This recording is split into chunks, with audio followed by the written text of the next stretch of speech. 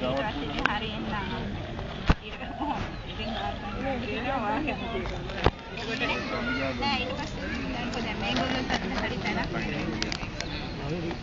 කොහෙද ඉන්නේ උඩින් නැත්නම් කලින් කරන්නේ දෙයින් එක පුත් කරන්නේ නැත්නම් යාන්නේ හරියට දිනේ වැරදුනොත් මෙතෙන් තමයි